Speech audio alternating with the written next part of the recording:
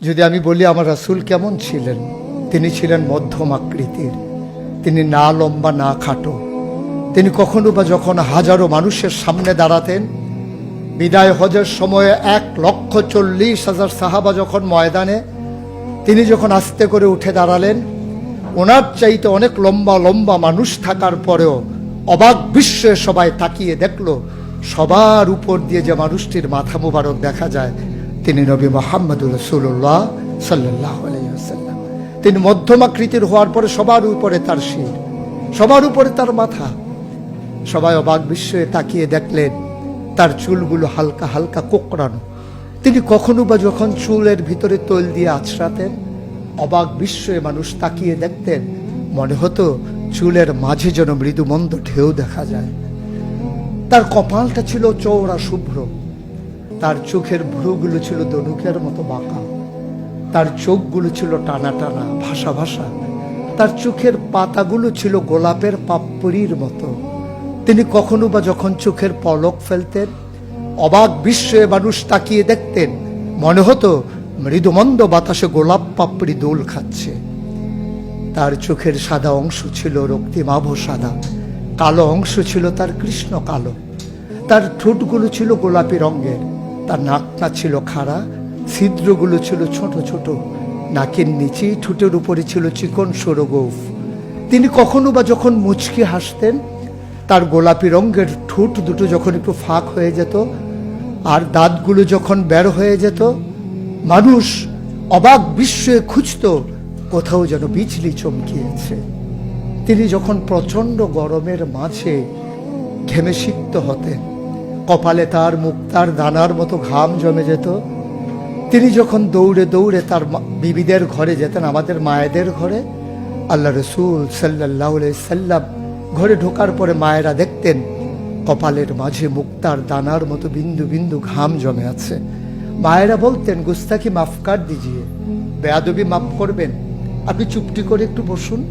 নবীকে বসিয়ে ওরা ছোট্ট শিশু খুঁজে বের করতেন, অতি যত্নে পরম আদরে তার কপালের ঘামগুলো তারা শিশির ভিতরে ভরে মুখ বন্ধ করে রেখে দিতেন। ঈদ যখন আসতো, বিয়ে যখন হতো, জমানো ঘাম তারা আতর হিসেবে ব্যবহার করতেন। এ নবী তো সে নবী, হেঁটে গেছেন 1 মাস আগে রাত পথ ধরে, যাওয়ার পরে তিনি তো চলেই গেছেন। 1 মাস পরে যখন আবার ওই পথ মারিয়ে কোনো এক সাহাবা যাচ্ছেন, স্থানীয় বাসিন্দা যারা রাস্তার কিনারে যাদের ঘর, তাদেরকে ডেকে বললেন, ভাইরা, এ পথ দিয়ে কি আমার নবী হেঁটে গেছে কখনো? বলেছ, সে তো 1 মাস আগের কথা, তুমি বুঝলে কেমনে? মুচকি হেসে সাহাবা জবাব দিলেন, হেঁটে গেছেন 1 মাস আগে, কিন্তু আজও সেই পথে নবীর গায়ের জান্নাতি গন্ধ পাওয়া যায়। এ আমার নবী, এ আমাদের নবী, আমাদের গর্ভের নবী। কেন পাঠালেন নবীকে? লাকাদ কানা লাকুম ফি রাসূলিল্লাহি উসওয়াতুন হাসানাহ। তিনি মডেল, তিনি আইডল, তিনি আইকন, তিনি অনুপম আদর্শ, তিনি আমাদের জন্য উসওয়াতুন হাসানাহ। তিনি পথ দেখিয়েছেন কেমন করে একটা ছেলে তার মায়ের কাছে ভালো সন্তান হতে পারে। তিনি আঙ্গুল দিয়ে দেখিয়ে দিয়েছেন কেমন করে কোনো এক স্ত্রীর কাছে ঈর্ষণীয় স্বামী হওয়া যায়। তিনি আচরণ করেছেন মা আয়েশার সাথে এমন যে আচরণ আজও যদি কোনো মেয়েরা করে, তাহলে তার স্বামী হবে তার কাছে সেরা স্বামী। শুধু সেই স্বামী তার স্ত্রীর সাথে সেই ব্যবহার করে।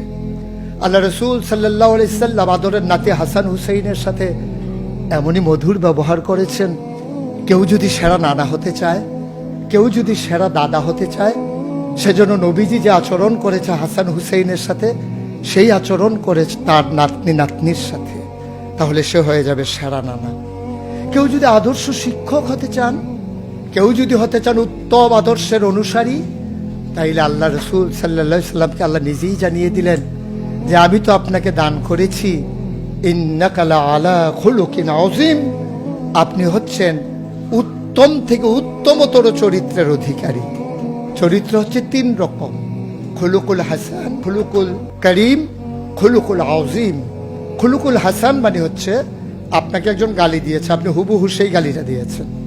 আপনাকে বলেছে তুমি বদ, আপনি বলেছেন আমি না, তুমি বদ। এটা হচ্ছে হাসান। আপনাকে বলেছে তুমি সাংঘাতিক খারাপ, আপনি চুপ মেরে হেঁটে চলে গেছেন মাথা নিচু করে, আপনি হচ্ছেন খুলুকুল কারিম। আর আপনাকে বলা হলো তুমি খুব খারাপ মানুষ, আপনি চুপ করে তো চলে গেলেনই, মসজিদে গিয়ে আপনি হাত উঠিয়ে দোয়া করছেন, মাওলা সে হয়তো বুঝেনি, সে যদি বুঝতো আমাকে হয়তো বলতো না, তার জন্য উল্টা আপনি দোয়া করে দেবেন। এটাকে বলে খুলুকুল আযীম, যেটা ইন্নাকা লা আলা খুলুকিন আযীম। আল্লাহ বলছেন, ও নবী, আমি হলাম সর্বোত্তম মর্যাদার অধিকারী, আর আপনি হচ্ছেন সর্বোত্তম চরিত্রের অধিকারী। সুতরাং যার কোনো তুলনা হয় না, তুলনা মেলা ভার, জুড়ি মেলা ভার।